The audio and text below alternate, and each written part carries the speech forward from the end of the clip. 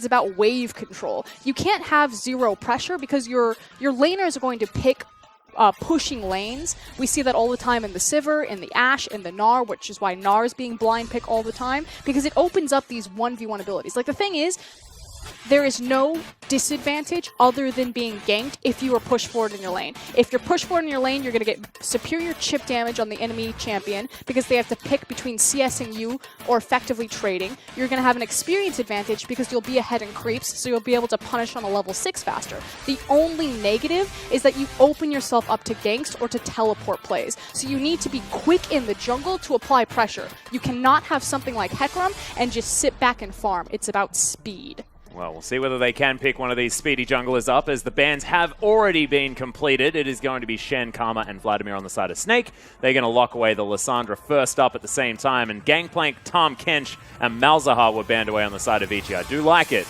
If you get beaten that decisively in a game, you need to make drastic changes to what your opponent is allowed to play. This also means that Dandy can go back towards that Gragas if he desires. I really like the priority pickup of Lissandra for tank. Not only is tank a phenomenal Lissandra, but she is in such a healthy spot in the meta right now. Due to all of the double teleport plays, just because we are back in standard lanes, Lissandra runs that cooldown brilliantly, much better than other mid-range wave control mid laners, because she can TP and immediately offer hard CC with her ultimate. Likewise, she's not punished when she doesn't have the teleport up because she has incredibly high mobility with her claw, great wave control with all of her pushing abilities, and her flexible and cost-efficient itemization makes her wonderful for pretty much any lane matchup. And also, they're picking it away from EasyHoon. Of course, his most played champion. We mentioned his champion pool before, but he is going to head over to the Syndra. Hasn't actually played it yet here in the LPL, and we'll see how it goes. And he picks kind of a counter matchup in a sense. The fact that Lissandra can dodge Syndra's damage output through her ultimate is a bit of a question mark. As soon as you hit level 6, of course, is when Syndra wants to just be able to press her R button on you, but as those balls are getting thrown, you just turn into a frozen tomb. No worries there. And Alistair is actually going to be the priority pick here for Vici, making sure that Caveman gets on his most impactful support. This guy's been stepping up and now can certainly do so on this champion. Although he did fall down in game number 1 in that 2v1 outplay that Crystal managed. Don't mention it. It's going to make him upset. It's a bit easier to hit your CC on Alistar than it is on Braum. Well, speaking of Braum, it's going to be locked away here for Jay-Z, and the Gragas, in fact, is going to be headed towards by SOFM. Remember, Rek'Sai was available. The Malzahar wasn't, of course, but he did have another hard farming option, option in that Rek'Sai if you wanted to go towards it. Speed farming. It's like speed dating, but with jungle camps. So, Krugs, how you doing? Yeah, you seem to go through it, though, don't you? Oh, man, if you sit down speed dating with 2 people. That sounds like homicide to me, honestly, Frostgren. As Echo has been locked away here for Lung one more time, not perturbed, might head back into that Gnar Echo matchup, mostly because I feel like it'd fit Snake's team composition phenomenally well. But there's the Rek'Sai for Dandy. And I love Dandy on Rek'Sai. Again, he's a patient, cerebral-based jungler. Rek'Sai gains information better than any other jungler with the use of her Tremor Sense. Likewise, if he places his neural network of tunnels appropriately, he can be able to globally impact the map. So it's kind of like, my top lane was losing, my bot lane is losing. This time I had Void Rush. Come on, guys. Keep it together. Yeah, She's also one of those speed farming junglers. Oh God. Oh God. Oh no. Oh, please, just do it. The signature Draven pick. Come on, Crystal. 24 seconds to go. He's definitely just playing with my heart right now. This will certainly, if he locks in his legacy pick of Draven, it will kind of answer this question. Is it about wave clear or is it about lane dominance? Well, right now, not about lane dominance. It's about wave clear. Exactly right. We knew it was going to happen. The double boomerang's going to be locked in the last rotation here for Snake as Flandre hops back on the Gnar. And I want to talk about this because Lissandra Gnar has historically been such a potent combination in the LPL especially. I mean, it was, many moons ago that we last saw the combination being used almost every single game. But man, did it work. So much AoE and so much pushing power again. Now, last pick will be Endless moving to his Kog'Maw. Surprise, Xuan P has not made an appearance. True. Oh my goodness, I'm normally waiting for it every single time, but this time just was distracted by Crystal's Draven, which I often do get. But no, so Xuantran P going to stay on the bench. And in their moment of need, Vici lean on Endless.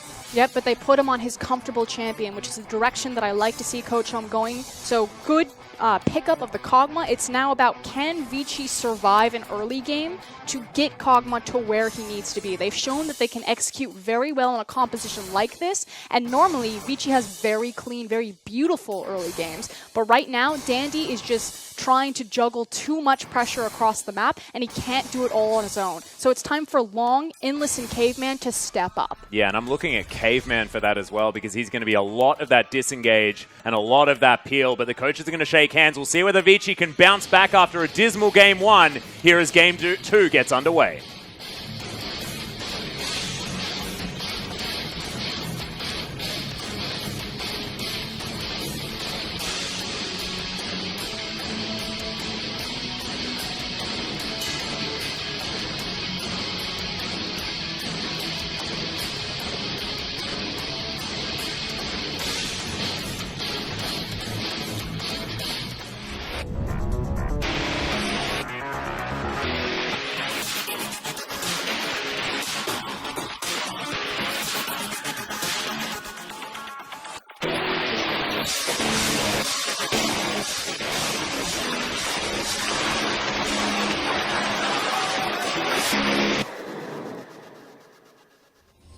And here we are, ladies and gentlemen, onto the rift for game number 2 between Snake and Vici. Snake now on our blue side with a 1-game advantage here in this best of 3 to decide who has the highest seed moving into the World's Qualification Gauntlet. Vici did have an opportunity to get further up the bracket. Now Snake looking to take that away from them. And again, this is incredibly important because it can mean the difference between starting out in round 1 versus starting out in round 2. So that much closer to qualifying yourself as the 3rd seed in the LPL's representative. Yeah. Skipping a whole best of 5 series, definitely a good idea. Now Crystal gets himself a ward down. Endless, not quite able to remove it. Normally you can with the Arcane Barrage, but he just took too many steps forward. It's because he had to take a step into it. Yeah. So maybe if it was placed right on top of him. A little bit unfortunate, but you can see Grasp of the Undying taken by Jay-Z. We've seen Brahms moving over to this one more often now that Q and passive have been removed of some of their damage. Otherwise, nothing really to note as far as Keystone Masteries. And we've also had a very quiet back-to-back start for this series so far. So Snake are actually one of the more, what's the word I'll use, inventive, creative, yeah, cutting edge in terms of strategies for the LPL.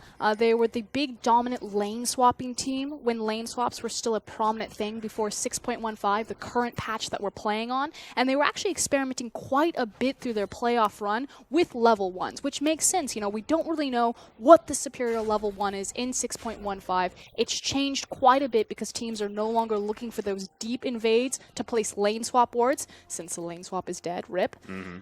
But, you know, Snake were playing with some cheeky bush camping, and for now they've just kind of reset. You know, it's a best of 3. Don't throw anything away. We have superior, better players, pound for pound, talent-wise. So let's just sit back in standard lanes and do our thing. Well, at the moment, Endless and Caveman trying to deal with them doing their thing exactly right. Endless utilizes the W, but Caveman doesn't find the Pulverize onto Jay-Z. They do get the shove up here to Snake. And this has been the predominant strategy that we've seen out of LPL teams on 6.15. Take pushing power in every single lane, shove and hold down the enemy waves, and then just allow your jungler to run in and look for 1v1 abilities. Well, speaking of junglers, Dandy going to find Jay-Z wandering into the enemy jungle. He did manage to get a ward down, so Snake with a little bit more information. Flandre able to take down this wave, heading towards his turret quite effectively as Meganar comes in. But once again, Long able to get the shove early on this Echo. And again, Echo has a bit more windows of opportunity that he can play around Gnar's range advantage versus other melee top laners. He did struggle a bit in the matchup in game number 1, so not able to get the skill-based matchup, although he did get a lot of jungle attention. We'll see if Reset Mentality is able to benefit from this. Well, Claw comes in. Easyhoon gets snared up by the Circle of Frost. SOFM unable to find the flash body slam this time around, and Dandy is here to help him. Ward goes over. We'll spot everyone out. Doesn't matter, just alleviating a lot of pressure on Tank in that mid lane. Although he might find himself between a rock and a hard place. Yeah, he's going to get stunned here as well. No, flashes out of the way, the parallel convergence, as Vici don't quite find him. That's frankly just disrespectful, though, from SOFM, and this is one of the drawbacks of this player. Yes, he has a superstar ceiling and a ton of skill on a mechanical level. You see him able to flash out of that stun, but you were spotted in the mid lane. You don't have the push control of the wave and top side. It's very easy for Long to walk down, and he just blows a summoner simply because he was arrogant enough to not respect Vici on the rotation. Yeah, and that flash is so important for Gragas as well. Flash body slam is often what spells First Blood did for Vici in game number 1. Now has to wait quite a few minutes before that one comes back up. And the thing about SOFM and Snake is that he has a hard belief that he gets himself ahead first, and then he helps and prioritizes his lanes. SOFM, his coach says this all the time, he's a very selfish jungler, he's a very young player. There's a huge ceiling, he can be that superstar, but he needs to learn that team mentality. So him missing that flash is a very big deal. Yeah. Well, hasn't actually gone back at all. Is just clearing out this jungle at lightning speed. 23-19 in a Gragas versus Rek'Sai matchup is very admirable for the new jungler of Snake. Newish. Relatively newish. Yeah, Vici. It's his first split in the LPL. It's his first big career I can still say new. Yeah. We're feeling okay with it. All right, excellent. He's definitely a rookie. This is a rookie split. Yeah, good. It's Tank and Easy Hoon just clearing out wave after wave. 37-39, so nothing to write home about as far as that one's concerned. Easy Hoon doesn't get himself the stun with the scat of the week. Tank going to deal with this wave very effectively. 44-43 on the bottom side of the map. So this early game, well and truly going differently to game number 1. And you have to think that's far superior for Vici and in their corner. Yes, Crystal is on that Sivir, so the 500 CS Sivir win condition is still open.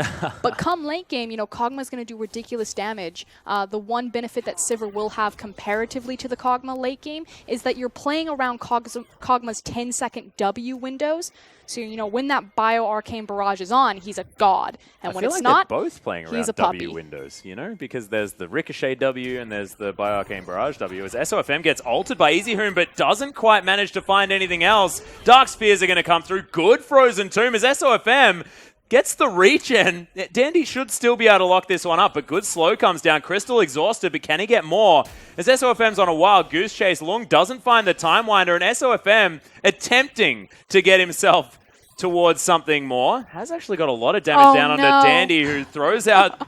Okay, First Blood does come in. It's going to be a solo kill for the Rek'Sai. Bit of a visual bug right there, but Dandy does manage to complete the wall. A big thing, though, is the fact that SOFM just had to kill himself into the incoming creep wave. So eventually, Dandy finds him, chases him to success there, and that's First Blood for the Cerebral Jungler. Yeah, it did take a long time, however, so shout out to SOFM to really waste some moments on the map here for Vici. There's still First Blood and still a 400 gold lead now for Vici. Also, with SOFM going down, he did place a lot of triangle vision over Dandy's red side jungle. So with that information, we'll see if he continues to try to contest for the Krugs, the Raptor camp, as well as the red buff when it respawns. Yep. And if they'll be able to make counter ganks happen when Dandy appears on those wards. Speaking of Dandy, did go back, grab himself the Tiamat. So that speed farming build most certainly online right now. Easy Hoon able to clear out this wave quite nicely, but it is blue buff.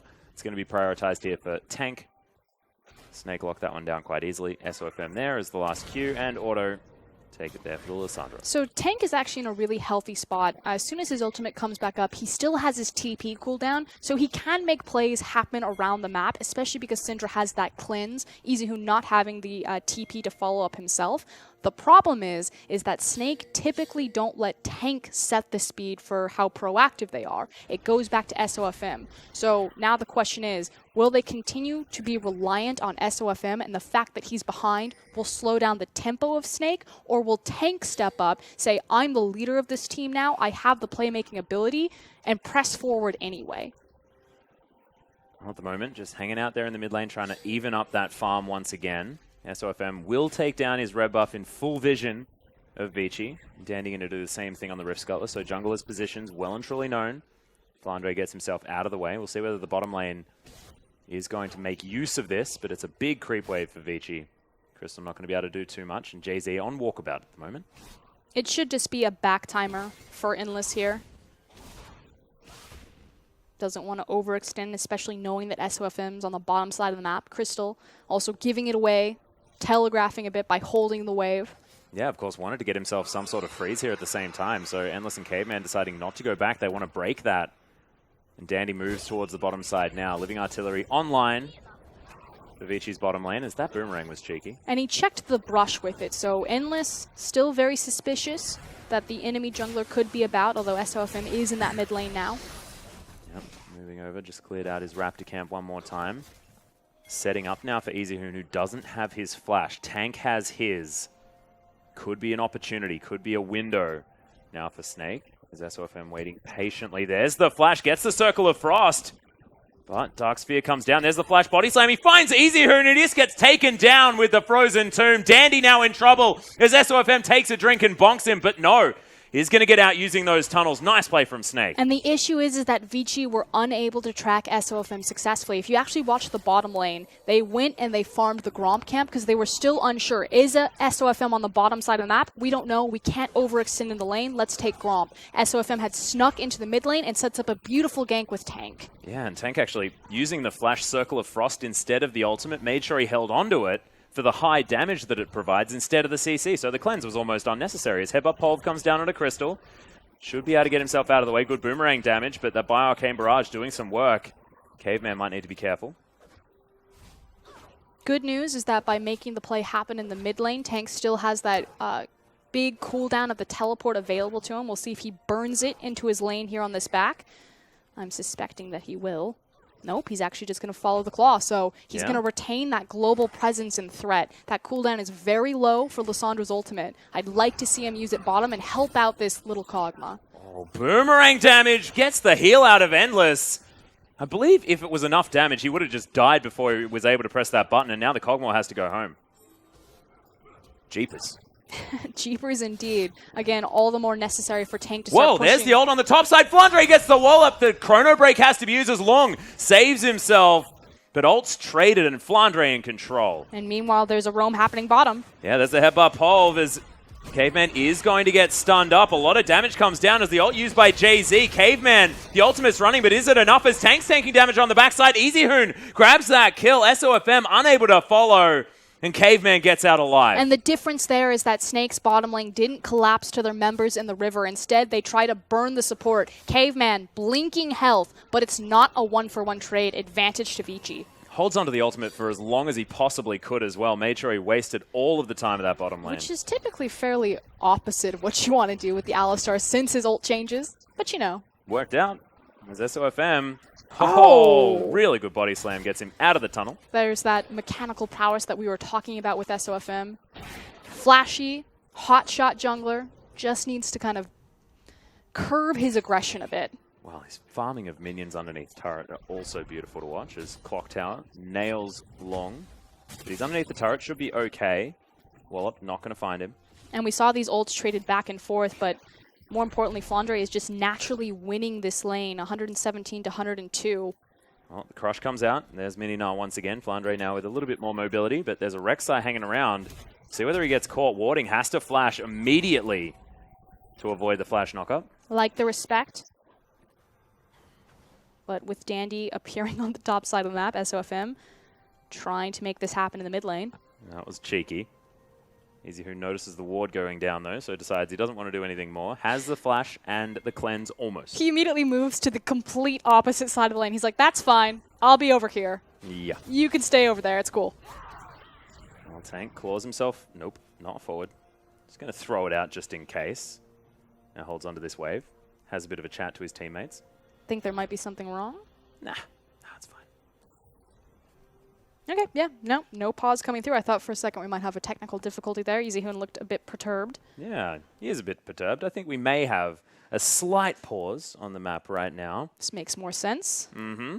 I was very perplexed as to why, Tank was just chilling out. So far, kind of recouping around the map, Endless is still having a really hard time on the bottom side. SOFM was slowed down in the early game, which typically slows down the rest of Snake, despite how effective their members can be in setting up early ganks, because they're entirely reliant on him on being the most proactive member. By getting Tank ahead and by Tank still having that TP, I expect to see Snake start looking towards their bottom lane, really put the nail in the coffin against that Kog'Maw who is struggling. On the other side, Vici really need to start digging deep and helping their top and bottom lane who are in trouble. Yeah, and I want to talk about the top lane as well, because Flandre played out that 1v1 beautifully. It shows that he is most certainly coming back to form, still playing one of the best as far as this Snake roster is concerned. And we'll see whether the Knight is going to be able to continue pressuring Lung out, or whether Dandy's going to be able to find a gank onto Flandre, who has been known to go overly aggressive at times. Likewise, Flandre just had his flash burn, so there is an opportunity for Dandy there, but again, it's kind of a double-edged sword. If Dandy commits himself top lane to help dig Long out of the hole that he's created, Endless and Caveman are susceptible to a roam from Snake. They've shown that they're incredibly keen to be looking towards that bot lane, and they have all of the tools to execute. Yeah, and we have to remember as well that that first structure bonus is not actually taken just yet, so still available for both of these teams. Haven't seen any I guess, rotations with multiple members into either the top side or the bottom side, get Flandre down there, something like that. Is this something that Snake could be looking towards with the double teleport? I think it's 100% going to happen. I don't necessarily think it'll be set up with the double TP. I don't think you need to bring Flandre right there, as long as Long also isn't able to follow up. But I think that because Sivir has had so much control over the bottom side, it's going to open up a perfect moment for them to walk into the jungle, lay down their triangle vision in Dandy's blue side jungle, and then make an easy rotation down there with all of the information. And you feel like bottom lane is going to be the lane that we're going to head to as well, just because, of course, the dragon that's available is Mountain Drake. I got you. So we hop back into the game. There was a camera in the way. Just couldn't see it. Pesky cameras. Yeah. Always seem to be here. This Trinity Force almost completed here for Long, so Power Spike to come in, but that's a Frozen Mallet done for Flandre. As he moves back towards the top side, continues pressuring all the way forward. Has some decent vision, so should be fine. Nice thing for Endless is that he has completed his first item in that Wit's End. The big saving grace for Kog'Maw is this on-hit build. Oh, Tank, speaking of saving grace, he has to ult himself. Will regen some of that. Oh. Can he get out of the way? Good Unbreakable. Blocks the whole ultimate as Jay-Z saves his mid laner. Crystal says, well, where did my support go? But he's going to be okay. So not only does that gank help get easyHoon a good foot back into the matchup, 141 to 126 CS, but it also helps out the bot lane, the fact that Jay-Z was pulled. Although, hold on, Flandre doesn't have flash, does have hop. Yeah, is no! Unable to hop over. And can't get the Mega Gnar either. A little bit unfortunate there for the Snake top So, laner. Boom, questions answered. Dandy gets control of the mid lane as well as the top lane now. Yeah, and you mentioned Cerebral Jungler. Dandy in the right place at the right time all of the time. Caveman and Endless making sure they don't get picked off. It's Living Artillery trying to get some more work done. Nice headbutt Pulve, but Crystal answers that. But here we go. Snake starting to set up their plays. Immediately, you see that tower is low health. They want that first blood gold. You have assist pings happening all over Dandy's blue side jungle. And here comes the rotation from Tank. Yeah, wants that Rift Scuttler first. And there are a lot of pings from both teams. Everyone knows what's going on. But can Snake execute as Lung's heading back to base? Doesn't quite have teleport just yet. And now Snake just want to take down the blue buff. They're going to grab everything. They're dirty farming, and Vici don't have the answer. Good thing, though, is that Endless and Caveman, good communication across the map. There's no way that we can hold this and meet this. Just give it away. Don't give them more. Well, Tank is even able to grab this wave as it heads back into his turret as well. So really good play from Snake. Secure themselves about 1,000 gold lead. Flandre has to possibly move out of the way of this top lane, but does just shove it forward. And his mini Gnar is going to be fine.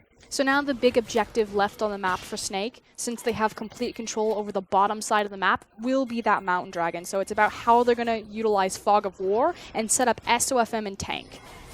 Well, SOFM going to get knocked over with their headbutt, but Caveman is going to get jumped on. Concussive Blows is going to be there. Good Circle of Frost, but he's not going to get auto-attacked in time, and the cow survives. And easyHoon showing his mechanical abilities on Syndra and saves his support's life. That's the second time that Caveman had unfortunately face-checked into a very sticky situation that would have given Snake a free objective.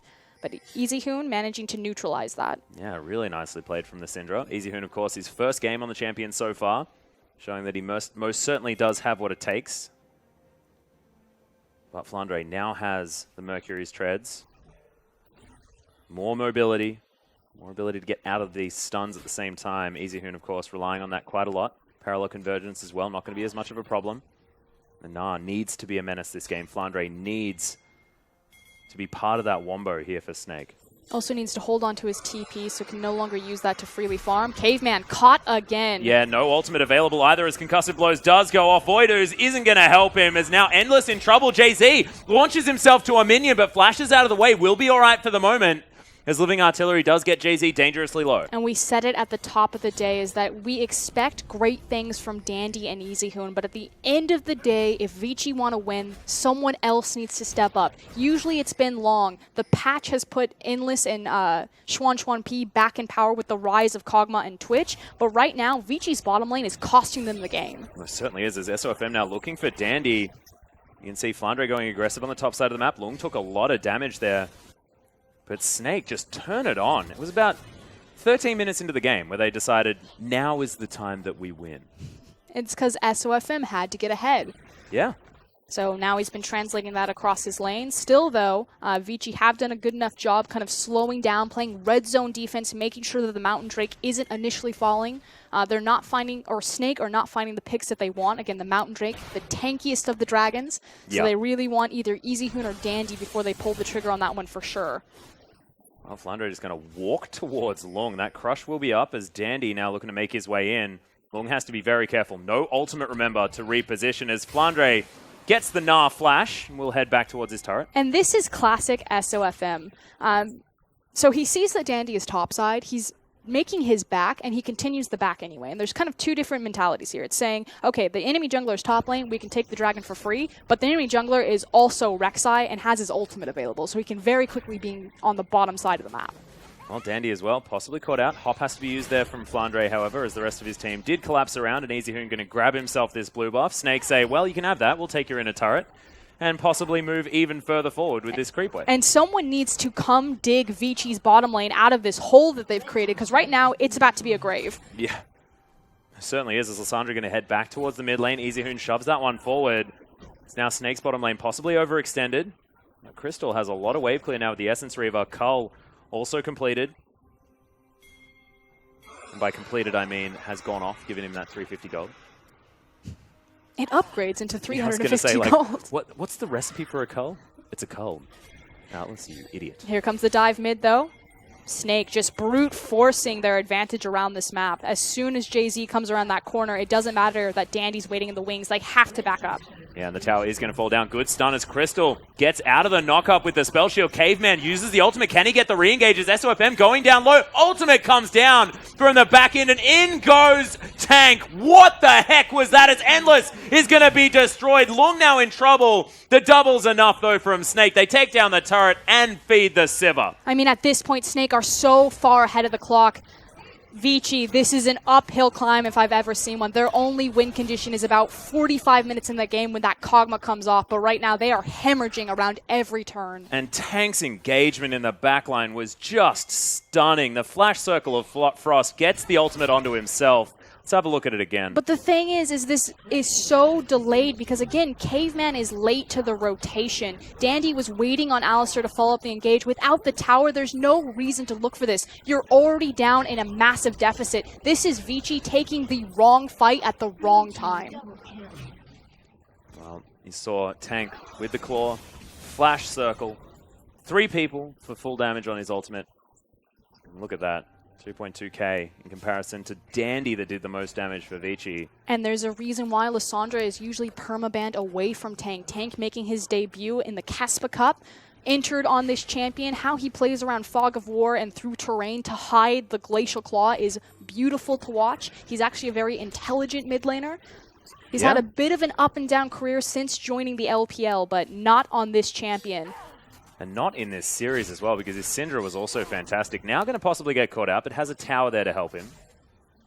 Parallel convergence, not going to go off for getting any stuns. Tank says, well, I didn't even need to use my proto belt, so I'm absolutely fine. But he's up in the top lane, obviously, because he has that teleport advantage. And with the drawing pressure points of Dandy as well, Snake are finally able to commit on this Mountain Dragon. Yeah, and it's a huge creep wave.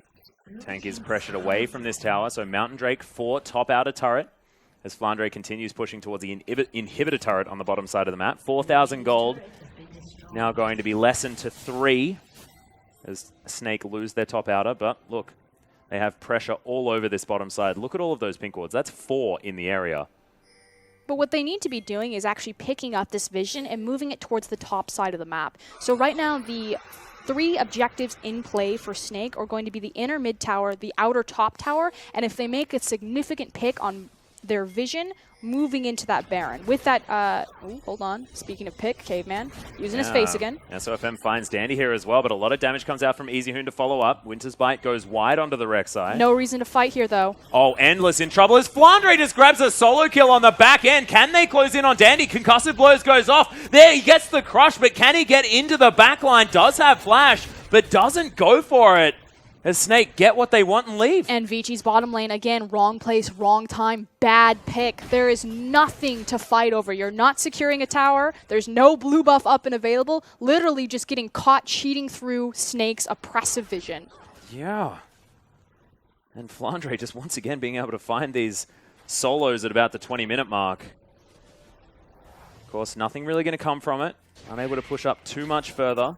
But that inner turret is so incredibly low. Now Tank has a lot of pressure as Lung is in trouble. Circle of Frost comes in. Frozen Tomb comes out, but Lung dodges it.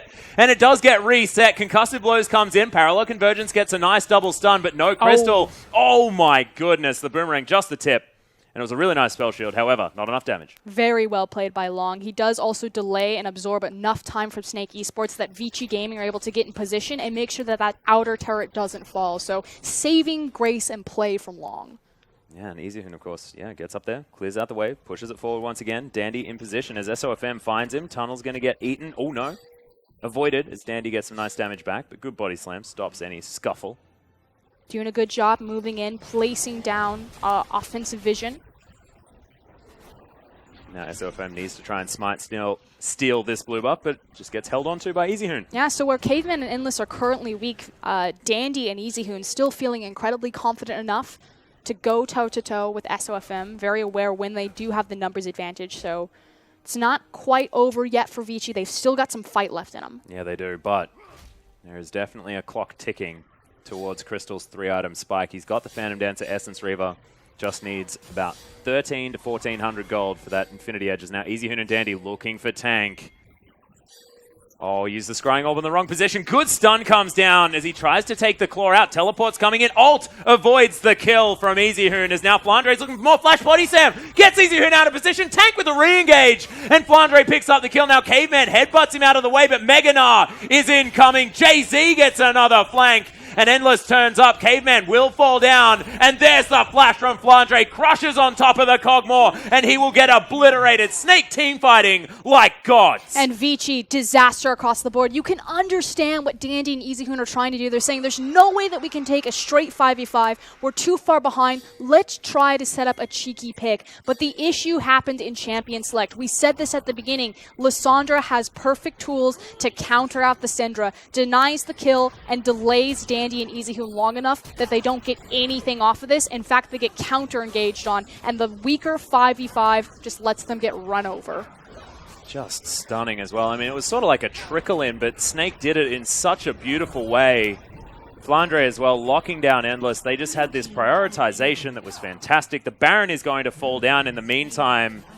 It is going to be SOFM picking that one up and Lung unable to defend. And yes, it's on Dandy and easyhoon for messing up the pick, although again, you can kind of understand where they're coming from trying to set up that play, but it's poor communication across the rest of Vici for the fact that the rest of the team ran into that head first and got caught. Because Dandy survived. If the rest of the team from Vici had also managed to survive, they may be able to have put up a front for that Baron.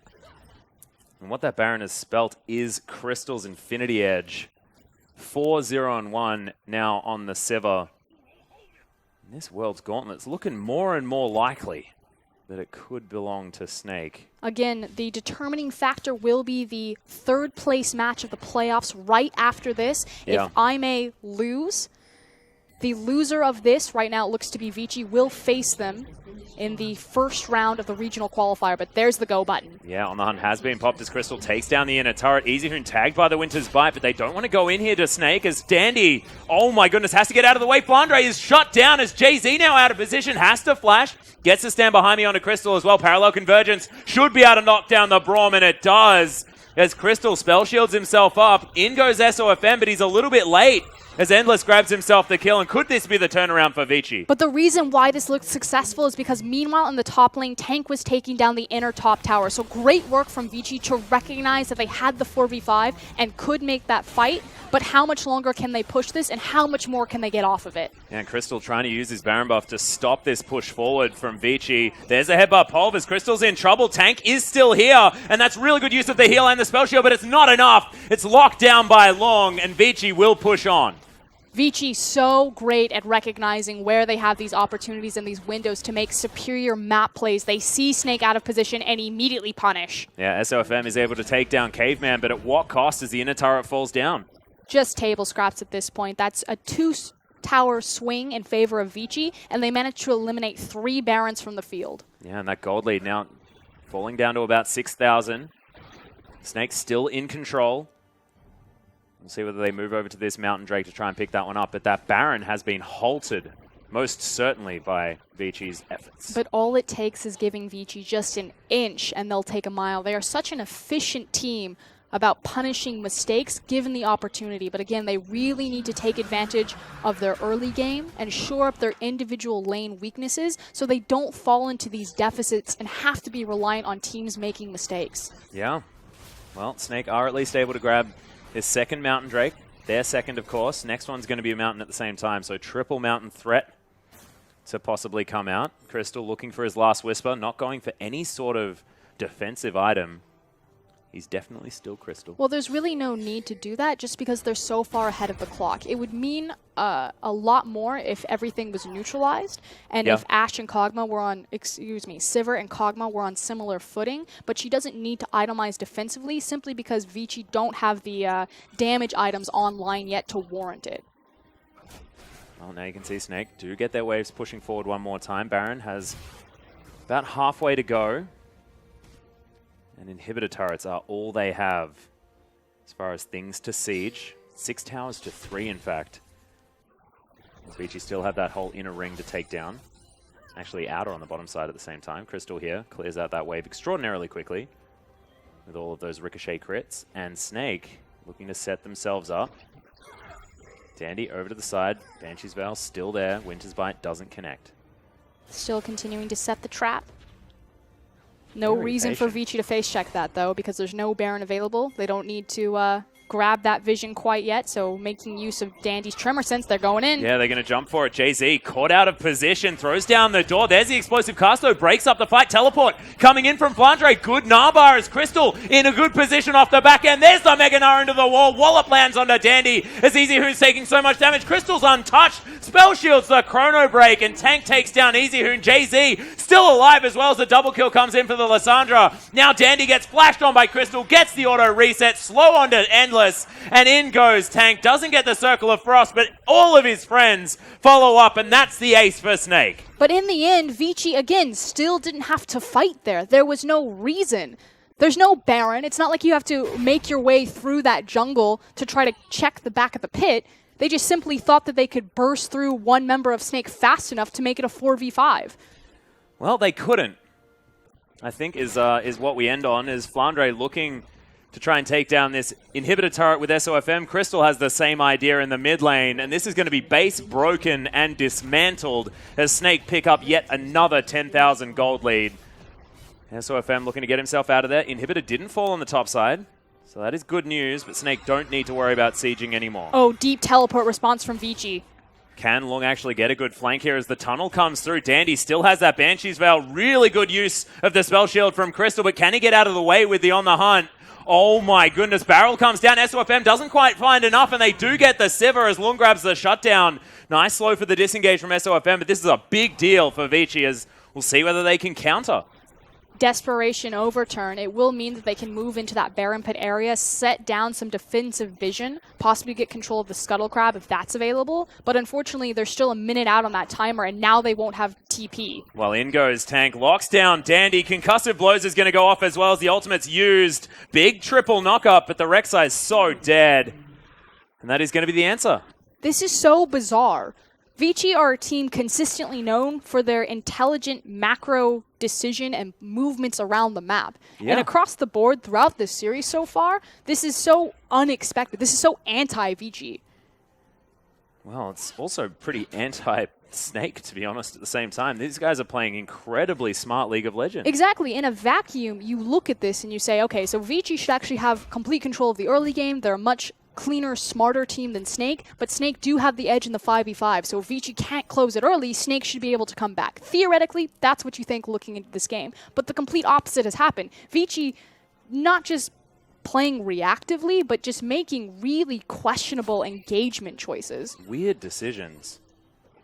And at least they do have the Ginsu's Rageblade completed for Endless, so the Kog'Maw, triple threat as far as items are concerned. Mercurial Scimitar to come in next. And I really dislike this itemization on Kog'Maw. Rusty says it best. The Rageblade is really a luxury item for Kog'Maw. Bringing him back in the meta, he's incredibly reliant on his on-hit effect, so Bork should be really the staple and standard build, and then once you have the Bork, then look for the Rageblade. The issue is that during the itemization and the ingredient path into Rageblade, you lose so much power and put yourself in a major trough. It's kind of this idea, if I can't just straight outright buy the Rageblade, then I don't want it. The one saving grace for his itemization here is that he's about to lose an inhibitor, so he's maybe prioritizing the fact that I need to be that static Shiv wave clear, and I need the Rageblade to do it. Yeah, we'll have that Renan's Hurricane as well. So wave clear will certainly be something that the Kog'Maw can do if he does have that free wave. But you can see Long on the bottom side of the map doesn't have teleport, and Snake, can you utilize this to start off the Baron? SOFM just bonks it with his barrel. Flandre with a good Narbar as well as Crystal and SOFM should be able to take this one down. Which is why ultimately that TP play, the desperation chase, was a bad idea because now they're in this situation where it's a 4v5. Body slam as Endless gets himself into a decent position. Flandre is hunting for him as there's a good flash, but oh my goodness, the scatter of the week coming out from Easy Hoon doesn't mean anything because he's going to die, and Endless is going to fall down as well. Flandre grabs himself one, Crystal the other. Tank in the backline stops Lung from doing anything, and that's a double for Flandre. Speeding up after Long and hops on his head to try and get himself out.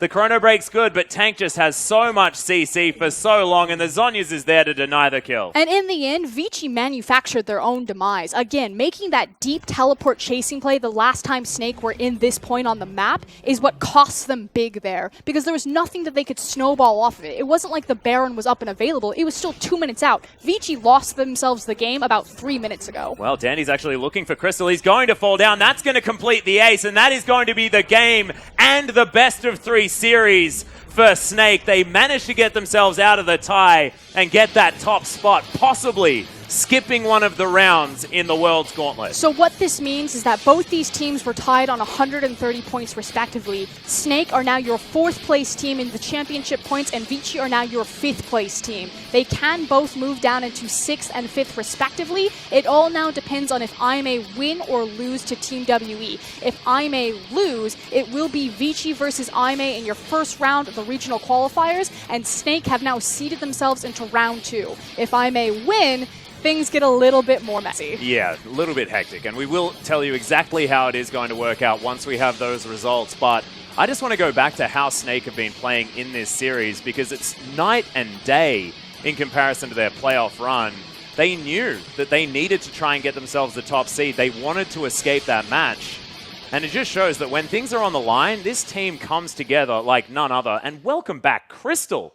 What the heck? That guy's Sivir, his Ashe, both just glorious. You know, we had a lot of questions. What form was Crystal going to enter back into the LPL, and how would he synergize with the remaining Snake roster? And the answer is beautifully. Now, it does help that 6.15 has put priority on solo laners and 2v2s respectively, and Crystal fits right into that makeup, as well as the return of Twitch and Kog'Maw. We didn't see it in this series. He stuck to the utility-based AD carries, but when he does get that threat, he's unstoppable. He most certainly is, and I actually really love the fact that you brought up that he's not even playing the champion champions that we expected him to, because it just shows that he has evolved as a player and does fit this patch based on playstyle alone, not even necessarily champion pool. Because he was playing those two champions when he was on the team, but it just wasn't necessarily working out. And he doesn't play well when he doesn't have heaps of gold or is in a lane swap where he can't beat on his opponent. And you have to give him massive amounts of credit. The thing is that Crystal organically won that 2v2 lane every single time. And Vici, especially in game 2, were hemorrhaging through their bot lane. Dandy managed to staunch the bleeding in the top as well as the mid lane with great counter movements and counter ganks. But Endless and Caveman were so far gone. And Crystal did that with Jay-Z without any help. No, and he did it with Jay-Z. You mentioned that as well, that synergy of the bottom lane that we were questioning when Jay-Z first came into the roster. Him and Crystal just looked a little bit on different pages. Seems like time has paid off. They may have been practicing a little bit together outside of when Crystal was actually playing in the team because they looked brilliant. Of course, Snake have a fantastic gaming facility if you've ever seen the pictures of it, so I have no doubt that Crystal's been kind of sitting on the back burner and just waiting for this moment. But huge congratulations for Snake. They are now ranked again in the 4th place, whereas Vici have taken 5th. So they have the opportunity, if I may lose, to move up into the 2nd round of the regional qualifier. Yeah, and we have to remember that this is all talking about Group A at the same time. Snake re-solidifying themselves that 2nd position under EDG, and we'll see whether they can really get some pride back for Group A, because otherwise it's a pretty Group B dominated top of the table here for the LPL.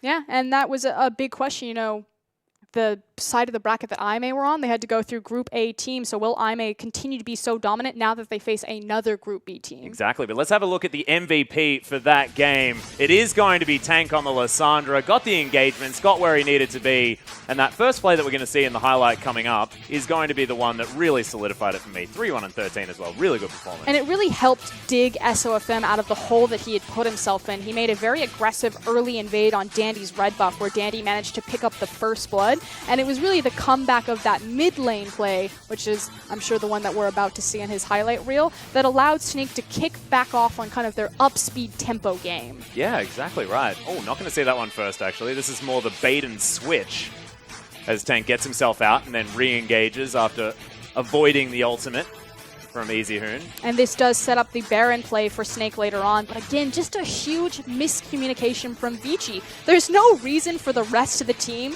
to get caught out here. If they had just cleanly disengaged, they would have only sacrificed Easy Hoon. Yeah, we actually have to sort of highlight the fact that Snake were able to collapse so incredibly beautifully at the same time, because this is a team that has been on different pages in a lot of their games, but that was honestly stunning. Jay-Z coming around, gets the flank, lands the first Winter's Bite. They just have this sort of domino effect over Vici.